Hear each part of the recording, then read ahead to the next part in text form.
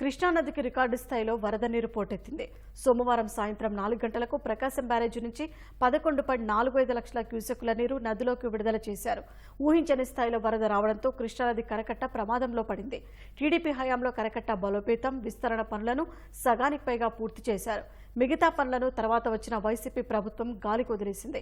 కనీసం నిర్వహణను పట్టించుకోకపోవడంతో చాలా చోట్ల కరకట్ట బలహీనపడింది. ఇప్పుడు రికార్డు స్థాయిలో వస్తున్న వరదతో కరకట్ట ఎక్కడ ఎప్పుడు తెగుతుందోనని జనం ప్రాణాలు గుప్పిట్లో పెట్టుకుని గడపాల్సిన దుస్థితి ఏర్పడింది.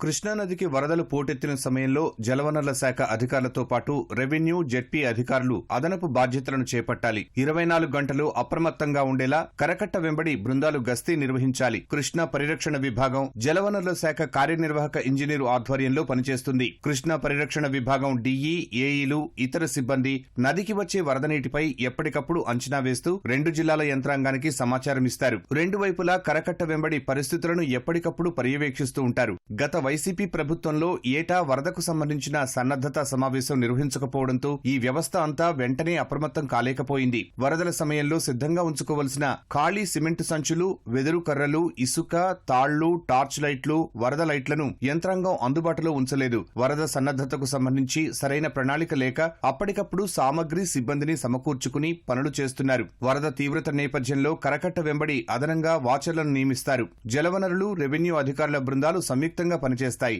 వరద సమయంలో విధులు నిర్వహించే అధికారులు, సిబ్బంది వారు విధుల నుంచి వెళ్లే సమయంలో వారి స్థానంలో వచ్చిన అధికారికి అప్పటి వరకు ఉన్న సమాచారాన్ని అందజేసి నిర్ధారించుకున్న తర్వాతే విధుల నుంచి వెళ్లాల్సి ఉంటుంది. అయితే సిబ్బంది కొరతతో ఈ ప్రక్రియ పక్కాగా చేపట్టలేకపోయారు. వరద తీవ్రంగా ఉన్న సమయంలో ప్రతి 2.5 కిలోమీటర్లకు గ్రామస్థాయి సిబ్బంది ఒకరు, ప్రతి 5 కిలోమీటర్లకు వాచరు ఒకరు విధులు నిర్వహించేలా ఏర్పాట్లు చేసుకోవాలి. రాత్రివేళ కూడా గస్తీ నిర్వహించేలా ఏర్పాట్లు చూసుకోవాలి. 24 గంటలు కరకట్ట పరిశీలనకు యంత్రాంగం పనిచేయాలి. అన్ని విభాగాల యంత్రాంగం కరకట్టపై ఉన్నప్పటికీ ముందస్తు సన్నద్దత లేకపోవడంతో సమన్వయం కొరవడింది. 2009లో అత్యధికంగా 10.94 లక్షల క్యూసెక్కుల వరద వచ్చినట్లు రికార్డులు చెబుతున్నాయి. ఇప్పుడు ఆ రికార్డులు బద్దలు కొడుతూ 11.45 లక్షల క్యూసెక్కుల వరద దిగువకు విడుదల చేస్తున్నారు.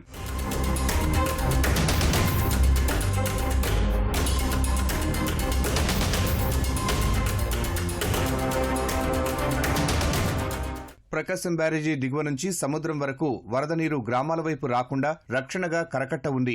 ఉమ్మడి కృష్ణా జిల్లాలో 230 కిలోమీటర్ల మేర కరకట్ట ఉంటుంది. ఉమ్మడి గుంటూరు జిల్లాలో 116.4 కిలోమీటర్ల మేర కరకట్ట ఉంటుంది. గత 5 ఏళ్లుగా వైసీపీ ప్రభుత్వం నిర్వహణ చేపట్టకపోవడం, భారీ ఇసుక లారీలను అనుమతించడం వల్ల కరకట్ట చాలా చోట్ల కుంగిపోయింది. మరికొన్ని చోట్ల బలహీనంగా మారింది. తీర గ్రామాల ప్రజలు కరకట్టపైకి వచ్చి ఎప్పటికప్పుడు వరదను పరిశీలిస్తూ ఎక్కడైనా లీకేజీలు, గండ్లు పడే ప్రమాదం ఉందా అని గమనిస్తూ అధికార యంత్రాంగాన్ని అప్రమత్తం చేశారు. కృష్ణా పరిరక్షణ విభాగం అధికారులు స్థానిక యంత్రాంగాన్ని సమన్వయం చేసుకుని కట్టను బలోపేతం చేశారు. గుంటూరు జిల్లా కొల్లిపురం మండలం అత్తులూరి వారిపాలెం వద్ద కట్టకు చేరువగా వరద రావడంతో గ్రామస్తులు ఇసుక బస్తాలతో అడ్డుకట్ట వేశారు. వల్లభాపురం వద్ద వాగునీరు నదిలోకి వెళ్లడానికి వీలుగా ఏర్పాటు చేసిన స్లూయిస్ గేటు వద్ద లీకేజీ ఉండడంతో అధికారులు ఇసుక బస్తాలతో కట్టడి చేశారు. పిడపర్రు వద్ద మంత్రి నాదెండ్ల మనోహర్ ఇసుక బస్తాలు వేసి కట్ట బలోపేతం చేసే పనుల్లో పాల్గొన్నారు. బాపట్ల జిల్లా భట్టిప్రోలు పెదపులివర్రు వద్ద కరకట్ట వెంట అత్యంత ప్రమాదకర పరిస్థితులు ఏర్పడ్డాయి. 5 చోట్ల కట్టపైకి నీరు రావడం స్థానికుల్లో ఆందోళన రేకెత్తించింది. ఎవరికి వారు మట్టి కట్టలు, ఇసుక బస్తాలు వేసి కట్టను కాపాడుకునే ప్రయత్నం చేశారు. యంత్రాంగం కూడా అక్కడికి చేరుకుని లారీల్లో మట్టి, ఇసుక తెప్పించి కరకట్టను తాత్కాలికంగా ఎత్తు పెంచారు. అయినప్పటికీ వరద ఉధృతి ఎక్కువగా ఉండడంతో కట్ట గండిపడుతుందేమోననే భయాందోళనలు స్థానికులను వెంటాడుతున్నాయి. దీంతో పెదపులివర్రు గ్రామంలో ప్రజలను అప్రమత్తం చేశారు. గండిపడే ప్రమాదం ఉన్నందున గ్రామం ఖాళీ చేసి వెళ్లాలని అధికారులు సూచించారు. దీంతో అందరూ అవసరమైన మేర సామాన్లు సర్దుకునే పనిలో నిమగ్నమయ్యారు. దీనికి దిగువన ఓలేరు, రావి అనంతపురం వద్ద కూడా ప్రమాద ఘంటికలు మోగుతున్నాయి.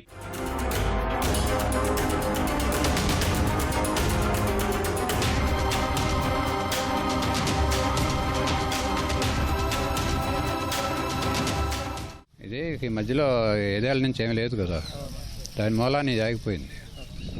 ఇది బాగా వేస్తే కానీ ఈ కట్ట ఆగదు. ఎలాంటి కాడ ఇంకా పెరగాలి. ఒకటి ఈ బస్సులు అవి తిరుగుతున్నాయి కదా, తిరుగుతున్నప్పుడు మరి అనిగిద్ది బాగానే, దానికి తగినట్టు మళ్ళీ పైన వేసుకుంటా ఉండాలి. లేకపోతే ఉపయోగం ఏముంటుంది? కరకట్ట లెవెల్ ఉండాలి. లెవెల్ ఉంటే ఇంత ప్రమాదం ఉండదు.